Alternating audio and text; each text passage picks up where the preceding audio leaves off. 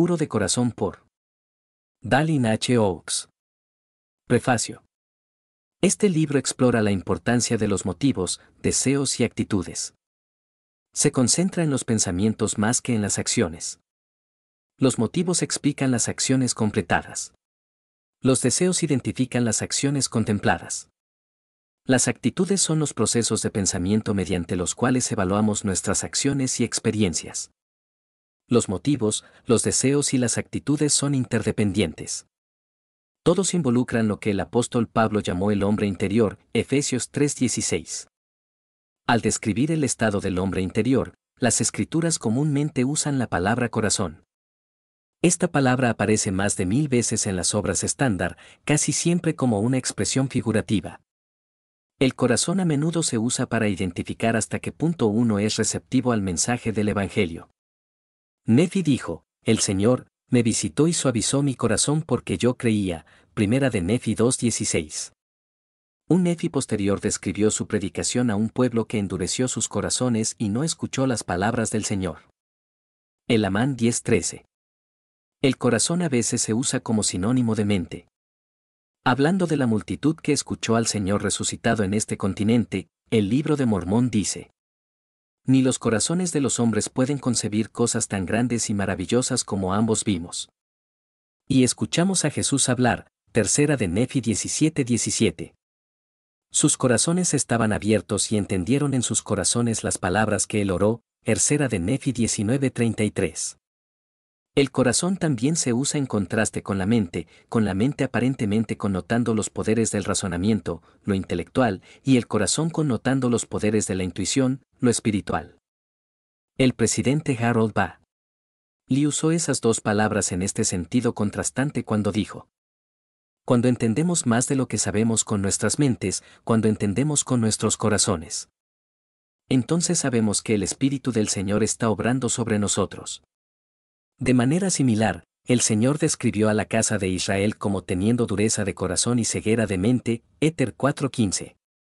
Y al comienzo de su sermón, el rey Benjamín desafió a su pueblo: abre tus oídos para que puedas oír, y tus corazones para que puedas entender. Y tus mentes para que los misterios de Dios se desarrollen a tu vista, Mosía 2:9. Como se ilustra en detalle en este libro, el corazón también puede referirse a motivos, deseos y actitudes. En el lenguaje de las Escrituras, la palabra corazón es una poderosa expresión figurativa, rica en significado. Es el instrumento principal utilizado para enseñarnos que desde la perspectiva de la eternidad, y en términos de los mandamientos de Dios, los pensamientos ocultos de nuestras mentes son tan importantes como las acciones observadas de nuestros cuerpos. Espero que este libro anime a aquellos que se sienten deficientes porque no pueden ajustarse al estándar deseado de acción visible pero cuyos motivos, deseos y actitudes invisibles son aceptables para Dios.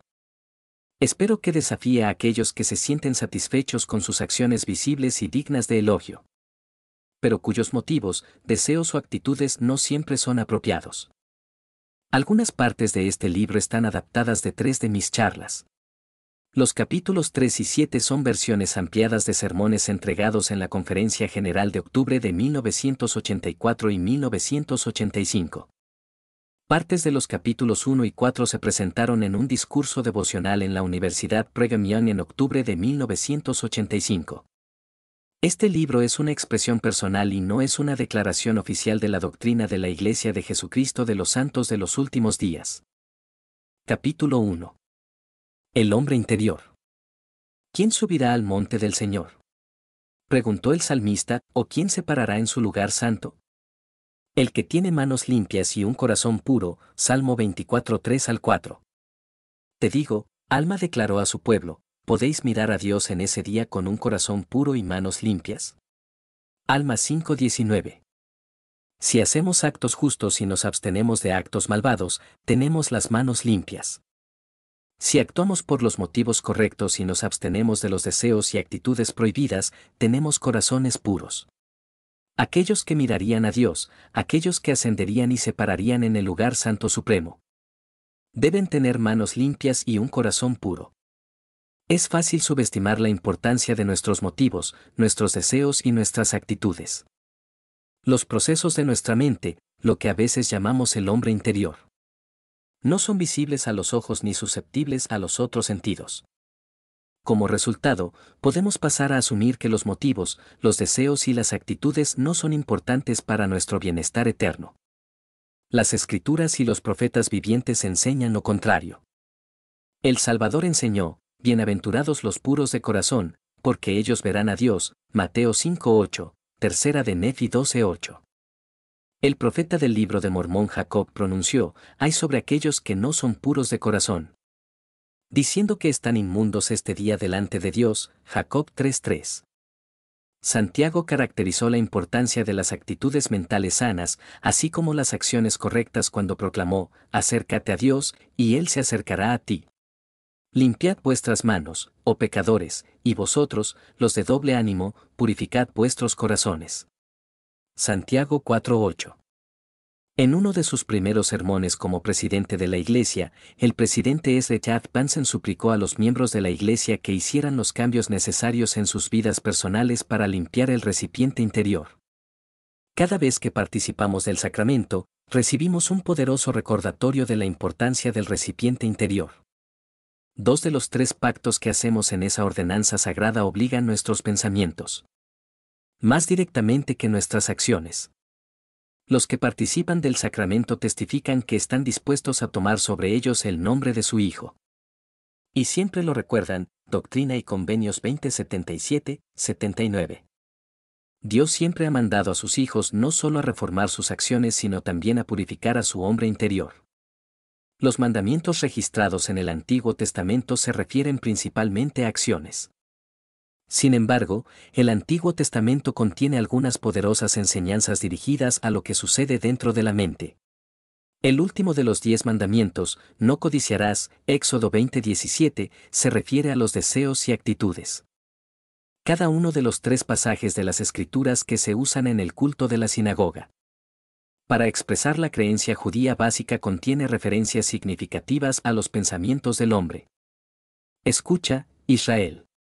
El Señor es nuestro Dios, Jehová uno es. Y amarás al Señor tu Dios con todo tu corazón y con toda tu alma y con todas tus fuerzas. Y estas palabras que yo te mando hoy estarán sobre tu corazón. Deuteronomio 6:4-6. Sí, entonces, obedeces los mandamientos que te ordeno este día. Amando al Señor tu Dios y sirviéndole con todo tu corazón y alma. Le concederé la lluvia a su tierra en temporada. Por lo tanto, imprime estas palabras en tu corazón. Deuteronomio 11:13-14, 18. El Señor le habló a Moisés y le dijo: habla con el pueblo israelita y dales instrucciones, recuerda todos los mandamientos del Señor y obsérvalos. Para que no sigas tu corazón y tus ojos en tu deseo lujurioso. Números 15, 37-39. Después de darle a Israel los 10 mandamientos, el Señor le dijo a Moisés: oh, si tuviesen tal corazón, que me temieran y guardaran todos mis mandamientos siempre, para que les fuera bien a ellos. Y a sus hijos para siempre, Deuteronomio 5:29. Desafortunadamente, los hijos de Israel eran un pueblo rígido, rápido en cometer iniquidades y lento para recordar al Señor su Dios. Por lo tanto, el Señor les dio una ley de ejecuciones y ordenanzas, una ley que debían observar estrictamente día a día, para mantenerlos en el recuerdo de Dios y su deber hacia Él. Mosía 13:29-30. Sin embargo, los mandamientos más exigentes relacionados con los pensamientos permanecieron vigentes. Así el profeta Isaías ordenó, que el impío abandone su camino, y el hombre inicuo sus pensamientos, Isaías 55:7. Durante la misión terrenal del Salvador, dio mandamientos que enfatizaron motivos, deseos y actitudes. Motivos. Jesús miró más allá de las acciones de los escribas y fariseos y los condenó por sus motivos. Los comparó con sepulcros blancos, que parecen hermosos por fuera pero inmundos por dentro. Aunque sus acciones a las que se refería eran apropiadas, actuaban por razones equivocadas. Aún así, exteriormente pareces justo a los hombres, les dijo. Pero dentro de vosotros estáis llenos de hipocresía e iniquidad, Mateo 23:27-28. En contraste, al elegir a sus discípulos, Jesús alabó a Natanael como un israelita, en quien no hay engaño, Juan 1:47. Deseos. El Salvador también enseñó la importancia de nuestros deseos. Bienaventurados los que tienen hambre y sed de justicia, enseñó en el Sermón del Monte, Mateo 5:6, tercera de Nefi 12:6. Las Escrituras dicen que cuando deseamos justicia nuestro corazón está bien con Dios. El salmista condenó al pueblo del antiguo Israel porque su corazón no estaba bien con Dios, Salmo 78:37. Cuando el rey Salomón bendijo a la gente en la dedicación del templo, concluyó con estas palabras: que tu corazón sea perfecto con el Señor nuestro Dios, para caminar en sus estatutos y guardar sus mandamientos. Como en este día, Primera de Reyes 8:61. En una carta escrita a W. Phelps en 1833, el profeta José Smith usó estas mismas frases. Recuerde que Dios ve las fuentes secretas de la acción humana y conoce los corazones de todos los vivos. También es inútil hacer grandes pretensiones cuando el corazón no está delante de Dios, porque Dios mira al corazón. Nuestro corazón es correcto o perfecto con Dios cuando deseamos lo que Dios desea. Actitudes y prioridades. Si nuestro corazón está en lo correcto, también tenemos actitudes y prioridades justas. Nuestras actitudes determinan cómo reaccionamos a las experiencias de la vida. Por ejemplo, Jesús nos enseñó cómo reaccionar ante la persecución. Bendito seas, cuando los hombres te denigren, te persigan y digan todo tipo de maldad contra ti falsamente, por mi bien. Alégrate, y alégrate mucho, porque grande es tu recompensa en el cielo, porque así persiguieron a los profetas que te precedieron. Mateo 5:11 al 12. Nuestras prioridades determinan lo que buscamos en la vida. Por lo tanto, no busquen las cosas de este mundo, sino que busquen primeramente edificar el reino de Dios y establecer su justicia. Mateo 6:38. Jesús enseñó a sus discípulos. Como leemos en la Revelación moderna. No busques riqueza sino sabiduría, y he aquí, los misterios de Dios te serán revelados, y luego te harás rico. He aquí, el que tiene vida eterna es rico. Doctrina y Convenios 6:7. Las cualidades que llamamos materialismo y espiritualidad expresan prioridades y actitudes hacia la naturaleza y el propósito de la vida. Pensamientos. Jesús también ordenó a sus seguidores que purificaran sus pensamientos. Nuestro comportamiento está formado por la naturaleza de nuestros pensamientos. De esta manera somos el producto de nuestros pensamientos. Todos estamos familiarizados con el proverbio. Porque así como él piensa en su corazón, así es él, Proverbios 23:7. Es por eso que el apóstol Pablo aconsejó a los filipenses que pensaran en cosas que fueran honestas, puras y encantadoras, Filipenses 4:8. La preocupación divina con nuestros pensamientos ha sido repetida y explicada en la revelación moderna. Y en las palabras de los profetas modernos. Mírame en cada pensamiento, Doctrina y Convenios 6:36. El Señor instruyó al joven profeta, José Smith.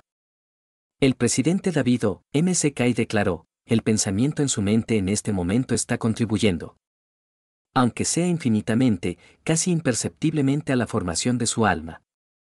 En su libro El milagro del perdón, páginas 108 y 103, el elder Spencer W. Kimball elaboró este principio en un capítulo titulado Como un hombre piensa. Se refirió a nuestros pecados de pensamiento, que están registrados en el cielo. En cuanto a esto, enseñó. Un hombre es literalmente lo que piensa, siendo su personaje la suma total de todos sus pensamientos. El elder David Head nos dio un ejemplo de este principio en su descripción. De cómo la pornografía afecta los pensamientos de una persona y luego su comportamiento. La exposición continua desensibiliza el espíritu y puede erosionar la conciencia de las personas desprevenidas. Una víctima se convierte en esclava de los pensamientos y acciones carnales. Como el pensamiento es el padre de la acción, la exposición puede conducir a representar lo que se nutre en la mente. El presidente Ezra Taft Benson relacionó este principio con nuestro albedrío. Usted es quien debe decidir qué pensamientos tendrá. Usted es libre de elegir. Pero no puede modificar las consecuencias de esas elecciones. Serás lo que piensas, lo que constantemente permites ocupar el escenario de tu mente. Juzgando al hombre interior. Las Escrituras enseñan que en el juicio final seremos responsables de nuestros pensamientos. Este principio de responsabilidad, cuya base bíblica se discute más adelante, destaca un contraste crítico entre las leyes de Dios y las leyes del hombre.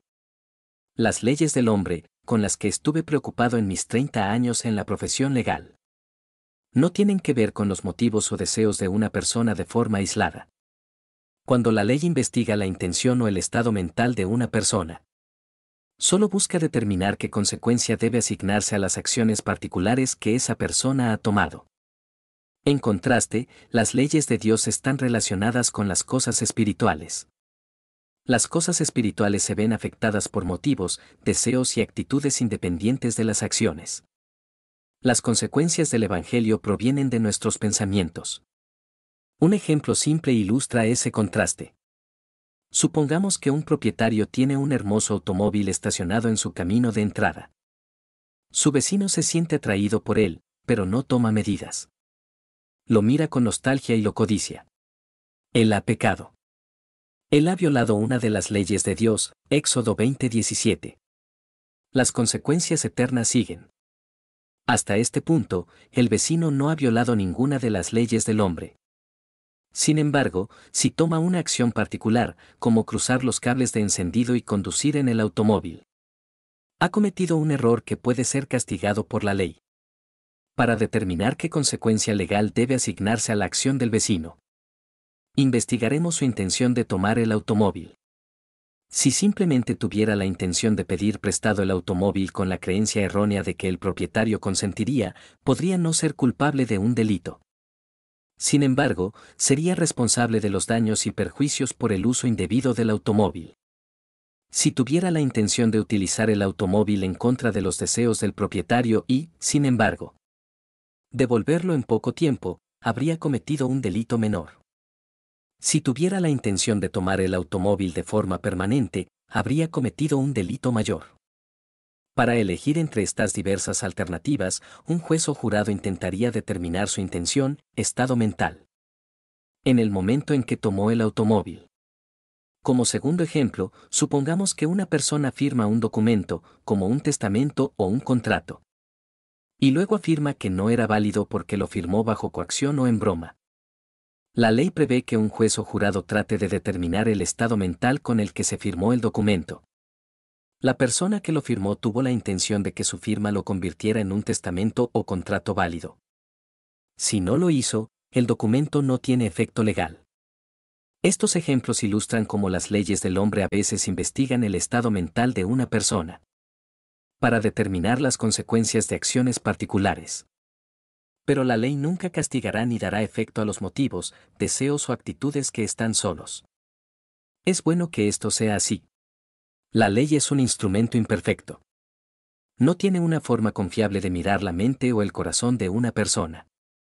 Debe juzgar la intención sobre la base de lo que se puede experimentar a través de los 5 sentidos. Acciones abiertas en el contexto de las circunstancias observadas. Así fue en los tiempos del Libro de Mormón. Como leemos en Alma, la gente de Nefi fue castigada por sus acciones criminales. Pero no había ley contra la creencia de un hombre, Alma 37 al 11.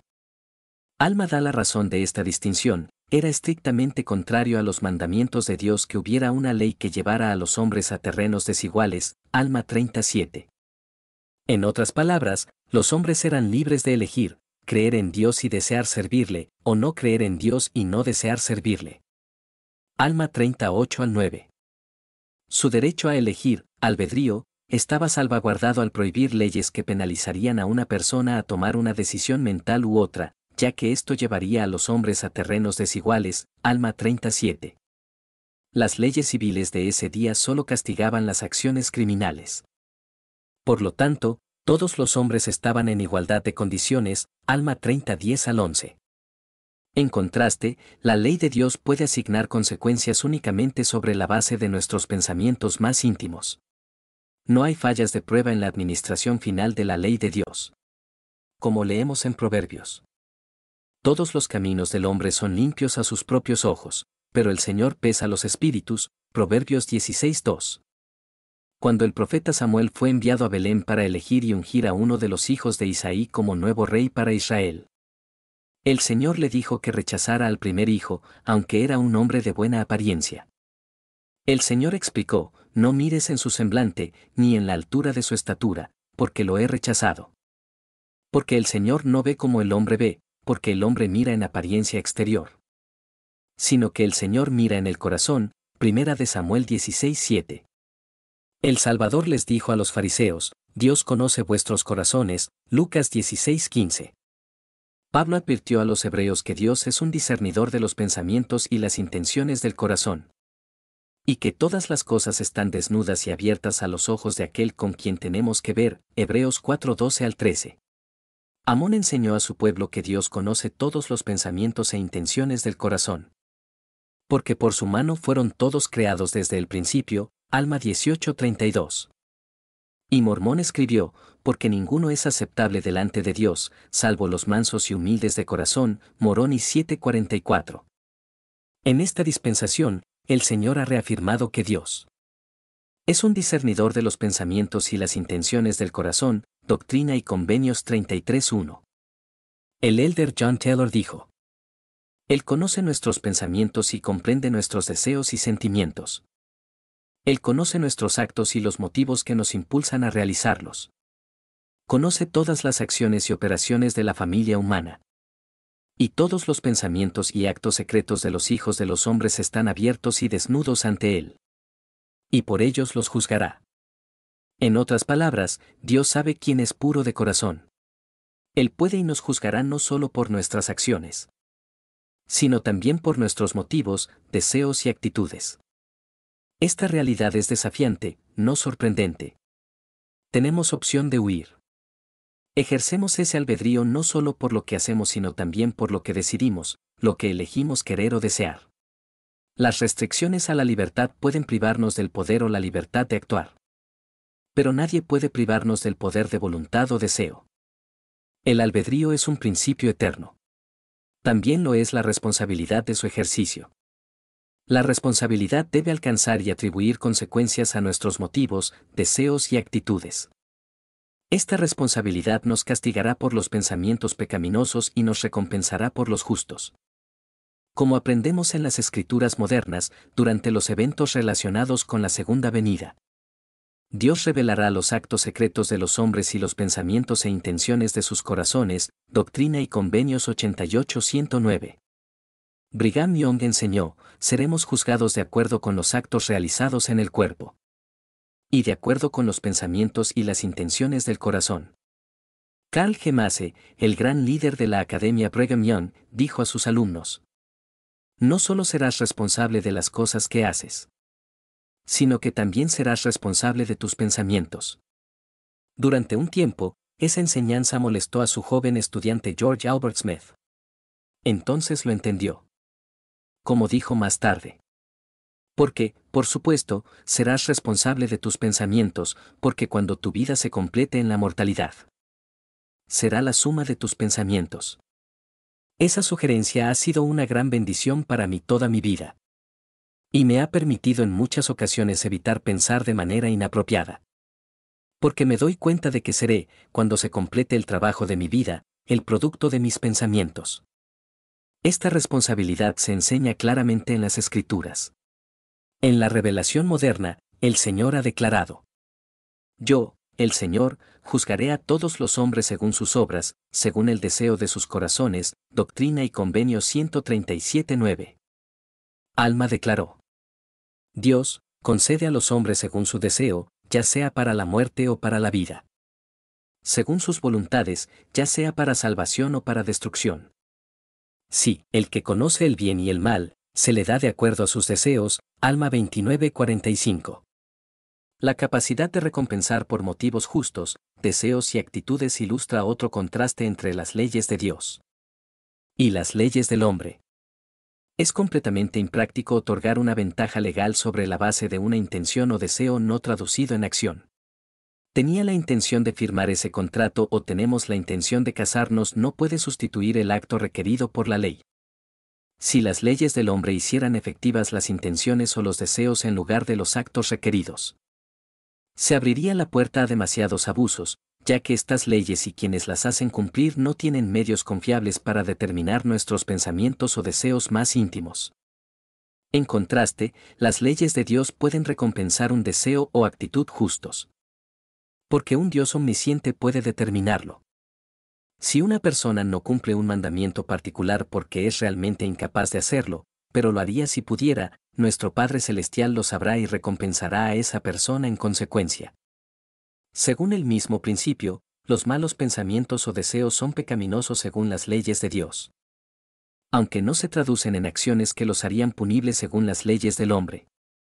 Del mismo modo, si una persona realiza un acto aparentemente justo pero lo hace por razones equivocadas, como para lograr un propósito egoísta, sus manos pueden estar limpias pero su corazón no es puro. Su acto no será contado por justicia. Los capítulos posteriores discutirán y proporcionarán la autoridad bíblica para estas afirmaciones. Los motivos o estados mentales con los que actuamos se exploran en los capítulos 2 y 3. Los efectos de los deseos que no van acompañados de acciones se analizan en el capítulo 4. Los 3 capítulos siguientes examinan diferentes actitudes o prioridades mentales, mediante las cuales evaluamos nuestra vida. Experiencias, materialismo, orgullo y espiritualidad. El capítulo 8 describe la condición mental que constituye la actitud de adoración. El capítulo 9 sugiere cosas que podemos hacer para ser puros de corazón.